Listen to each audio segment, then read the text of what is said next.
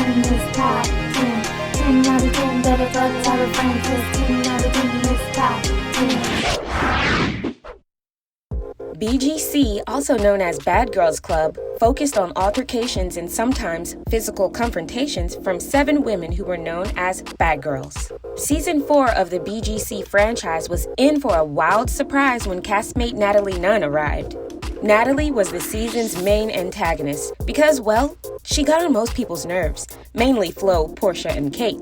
But ultimately, Natalie was removed from the show by the time episode 11 came around due to physical altercations with castmates Amber, Lexi, and Kendra during a trip to Santa Barbara, California. Since BGC Season 4 was such a huge success, the network brought back Natalie Nunn for appearances in Season 5 and 6. You can also see Natalie Nunn on spin-offs of the BGC franchise such as Love Games, Bad Girls Need Love Too, and other reality TV shows like Celebrity Big Brother. When Natalie found love and was ready to walk down the aisle, she was given her own episode on Bridezilla to wed arena football player Jacob Payne. Since being on reality TV, Natalie has written 3 books and started her own business venture. Natalie is one BGC that you can't hold down. Well.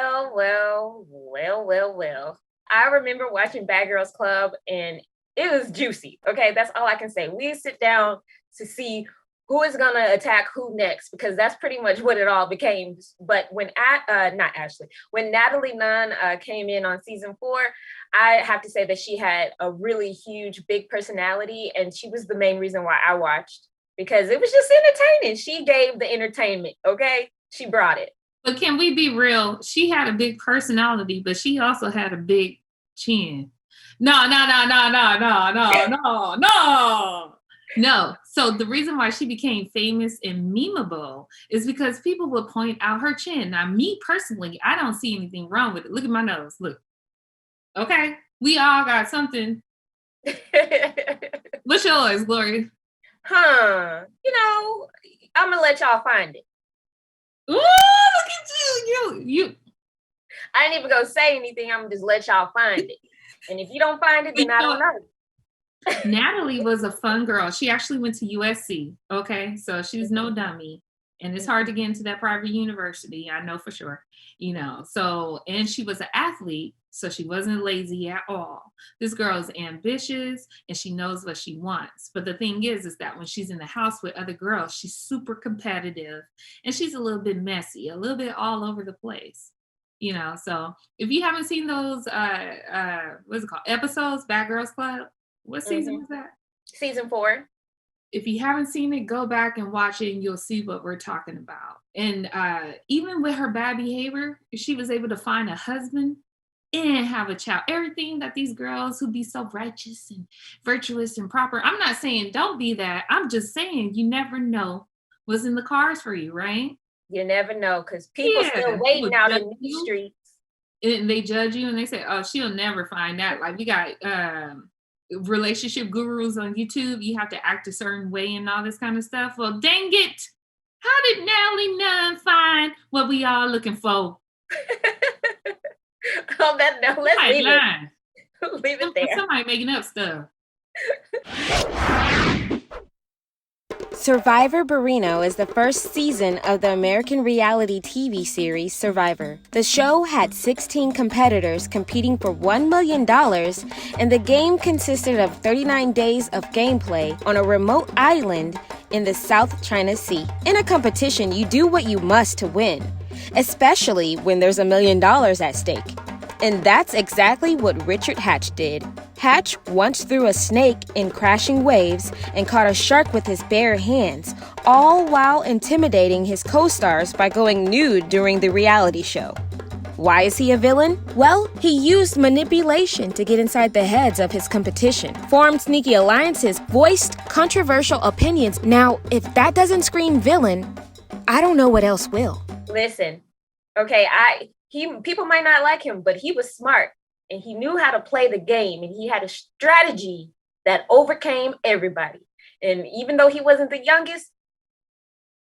Hey, but he was still ratchet though, because one of his strategies was to walk around nude, intimidating people. Yes. It's not like the you know, you wouldn't think, oh yeah, that's like so smart, you're so competent. Like anybody, anywhere, if you knew walking around, people gonna be affected. And No, but see, like, I mean, if it was a woman walking around nude, I don't think it would have been as bad. But for this guy to walk around nude, you know, people like, come on, man.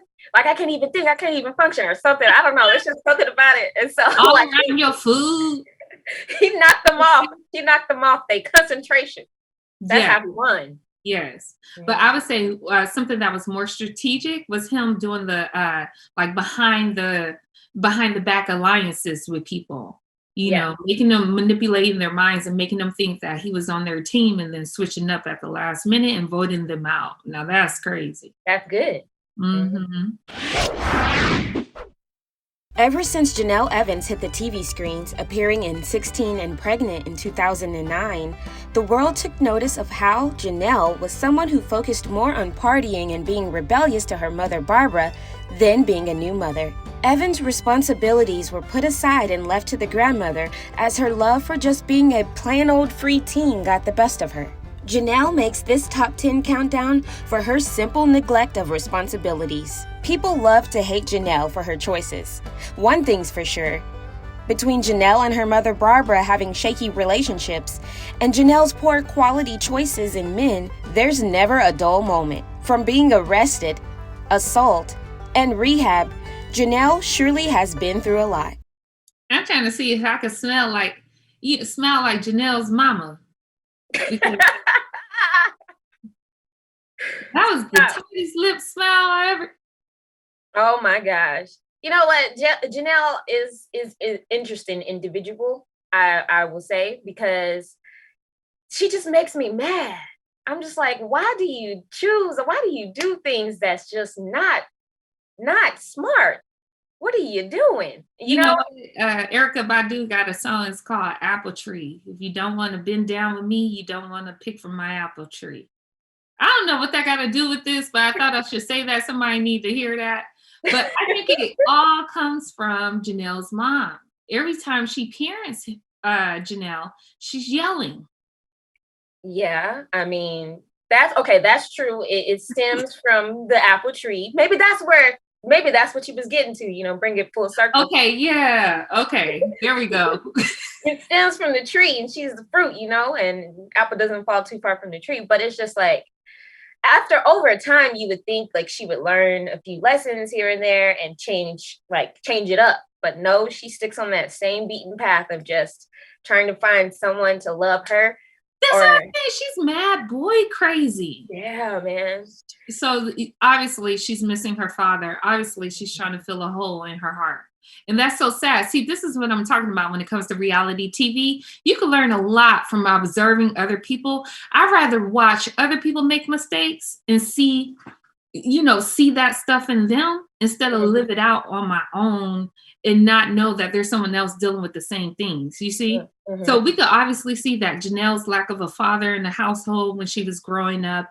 And now she has a habit of trying to find that love in all these random dudes. You know what I mean? Mm-hmm. So, and the way she's picking them, they're not good for her. They're into drugs. They're doing crimes. They're a little bit verbally abusive and stuff like that. So this is what I'm talking about when I talk about social experiments in reality TV. Yeah.